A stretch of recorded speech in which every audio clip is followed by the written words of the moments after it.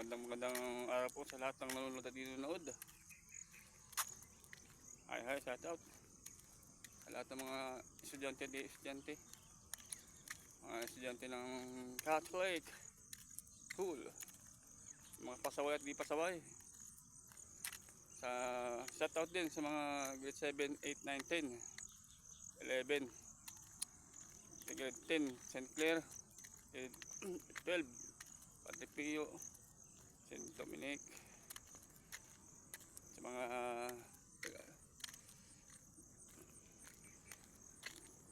tumatambay sa labas lagi. Sa loob na kayo kung ayaw nyo magwalis o maglinis sa CR.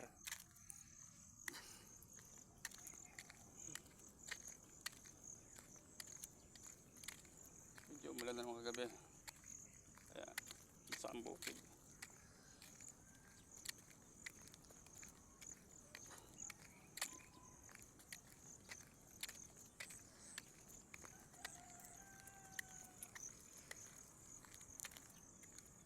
Ngayon po ay June 19, ka 19 sa buwan ng Hunyo. Birthday ni Rizal, pero hindi pinagdiriwang. Ang pinagdiriwang ay ang kanyang kamatayan daw, December 30. Pero sa Kalamba Day,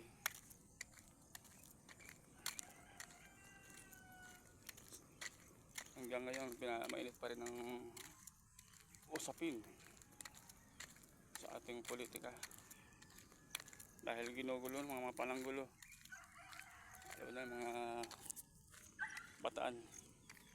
Hindi ko nyo na sila naman ang salarin sa administrasyon at Presidente Bongbong Marcos binibintang.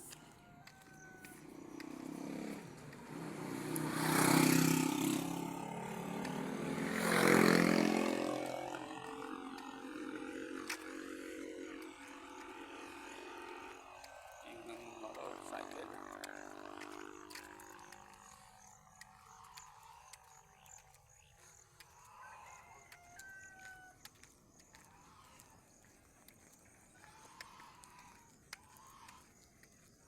Pilit nilang ikinokoble o ibinabato ang kanilang mga ginawang babalaghan sa mga ghost project at mga limpak na salapi, trilyon na nawala.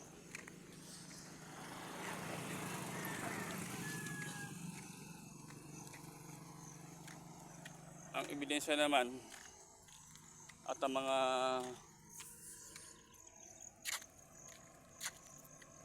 talagang bagay na nagtuturo sino ang salarin, lalo lamang lumilitaw. Kahit anong istoryang gawin nila,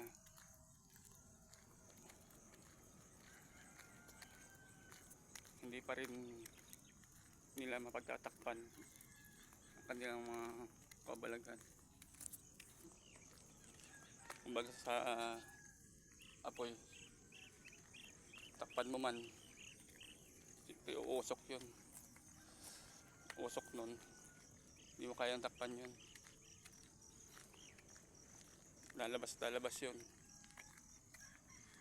Kung hindi man, sasabog yun, sasambulat. Hindi lalo magkakabulgaran. Kaya aminin nyo na.